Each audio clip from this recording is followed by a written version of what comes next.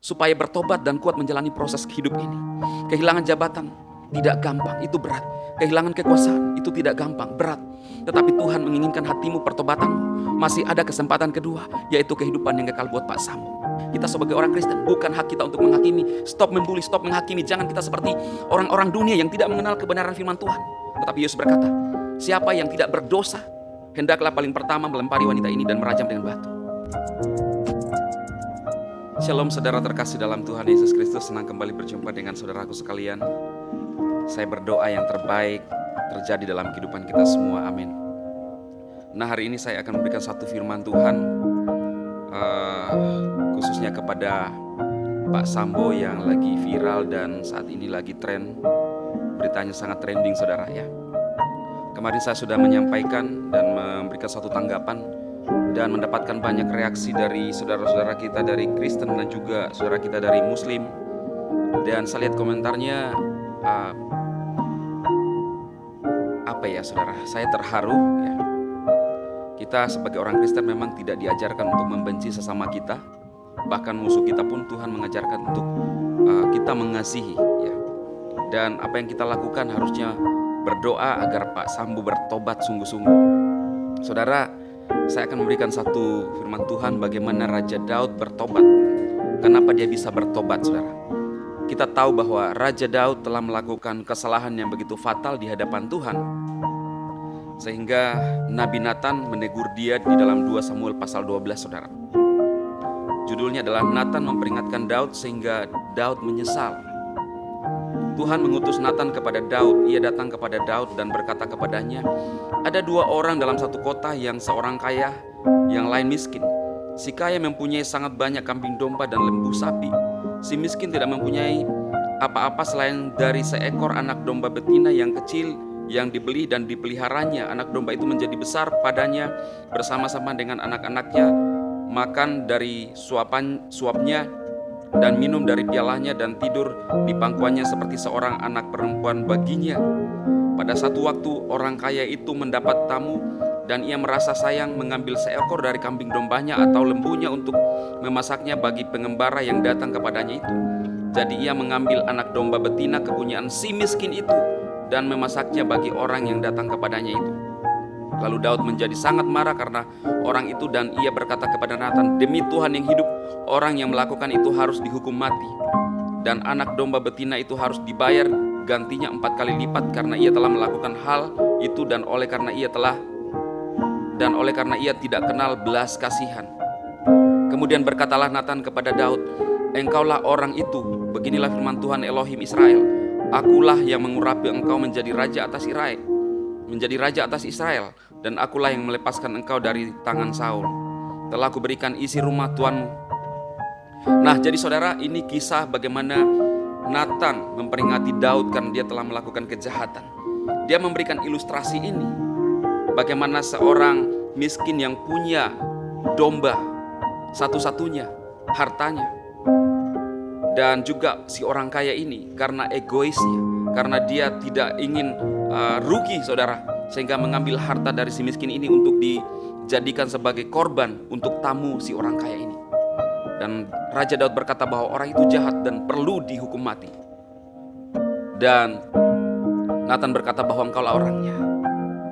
Saudara, Daud telah mengambil istri Uria dan membunuh suaminya untuk kepentingan dia, untuk hawa nafsunya. Saudara, bukankah ini juga khususnya buat Pak Sambo telah mengorbankan Brigadir J dan juga mengorbankan masa depan Baradae?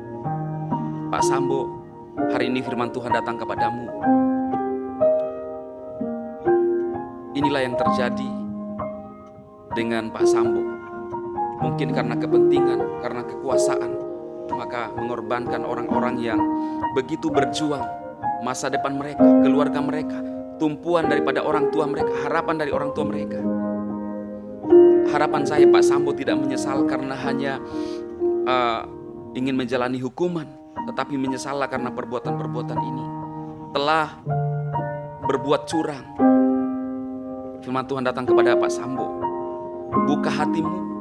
Ada banyak support dari saudara-saudara kita dari Kristen menginginkan, sehingga Pak Sambo bisa dipulihkan oleh Tuhan. Tentunya konsekuensi hukum harus diterima, karena kita hidup di bangsa ini ada aturan-aturan, dan Tuhan mengajarkan kita untuk hidup dan taat kepada aturan hukum, aturan yang ada di bangsa kita, bahkan pemerintah kita. Pesan saya adalah bertobat sungguh-sungguh, jalani proses. Saya percaya bahwa proses ini berat, tetapi Pak Sambo harus kuat menghadapi bersama istri dan anak-anak. Serahkan hidup Pak Sambo, istri dan anak-anak ke dalam tangan Tuhan. Sungguh-sungguh bertobat seperti Raja Daud. Dia menyesali semuanya. Dia telah melakukan kesalahan dan pelanggaran. Biarlah ini menjadi pembelajaran dan juga menguatkan Pak Sambo. Ingat bahwa banyak saudara-saudara kita yang mensupport. Kalau saya bacakan komentar itu, banyak yang mensupport. Jangan saudara berkata bahwa PSD ini mendukung pembunuh. Tidak, saudara. Tetapi Tuhan mengajarkan kita kasih. Termasuk keluarga Brigadir J harus mengampuni Pak Sambo. Tapi bukan artinya mengampuni tapi terbebas daripada konsekuensi hukum. Tidak, saudara. Tetapi ini saya menyampaikan firman Tuhan. Sebagai orang yang percaya dalam Kristus Yesus, harus mengampuni. Karena hidup kita ini bukan milik kita. Hidup kita ini adalah milik Tuhan. Bagaimana supaya kita menyenangkan Tuhan? Dalam Alkitab dikatakan bahwa jika seorang mengasihi ayah dan ibunya, anak-anaknya dan saudara-saudaranya lebih daripada aku, tidak layak bagiku. Tentunya ini suatu hal yang menyakitkan bagi kita, saudara. Jangan karena anak kita disakiti oleh orang lain, maka kita hidup dalam kebencian. Tidak, saudara. Alkitab mengajarkan kita, dan kasus inilah yang harus mengajarkan kita sebagai orang yang percaya untuk melakukan firman Tuhan. Saudaraku, kita sebagai orang Kristen, bukan hak kita untuk menghakimi. Stop membuli, stop menghakimi. Jangan kita seperti orang-orang dunia yang tidak mengenal kebenaran firman Tuhan. Sudah jatuh tertimpa tangga lalu dihujat lagi, saudara. Bukan bagian kita sebagai orang Kristen. Ingatkah kisah dalam Yohanes pasal 8 ayat 7b? Ketika orang-orang Farisi ahli Taurat membawa seorang perempuan yang kedapatan berzina, lalu bertanya kepada Yesus, mau diapakan orang ini? Dia ingin melihat jawaban dari Yesus. Karena hukum Taurat, wanita ini harusnya dirajam dan dihukum, dilempari dengan batu. Tetapi Yesus berkata, siapa yang tidak berdosa, hendaklah paling pertama melempari wanita ini dan merajam dengan batu. Tetapi tidak ada yang melempari, saudara. Artinya apa? Semua kita tidak ada terluput daripada kesalahan.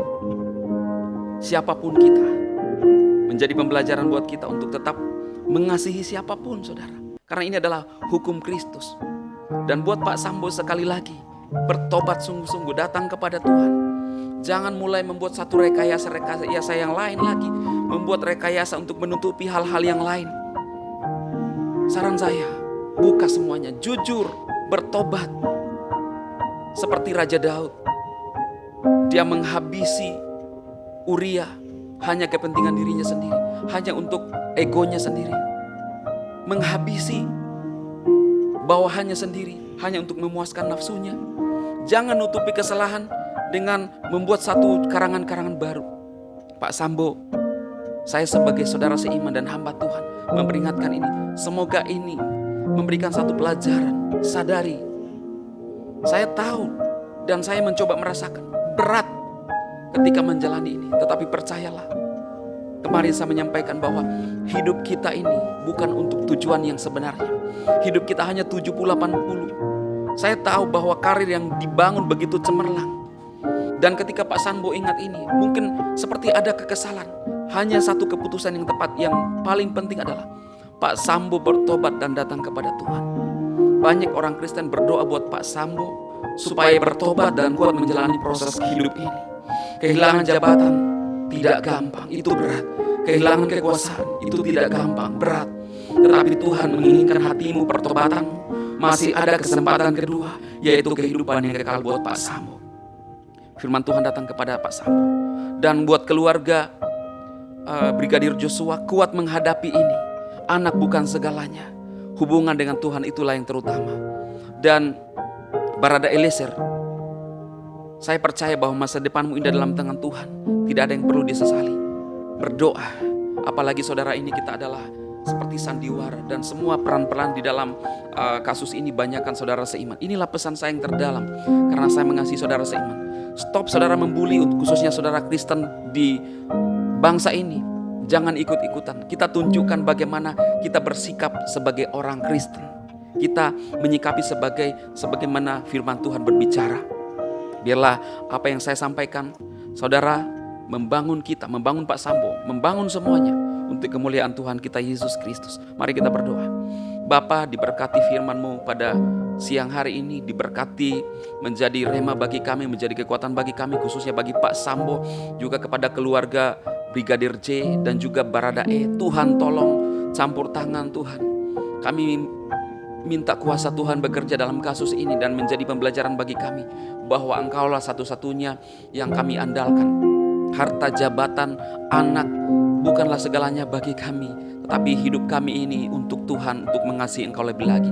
Dalam Yesus Kristus kami berdoa. Tuhan berkati pemerintah kami, berkati aparat kepolisian yang mengungkap kasus ini. Biarlah mereka mendapatkan hikmat dan intervensi kuasa Tuhan sendiri.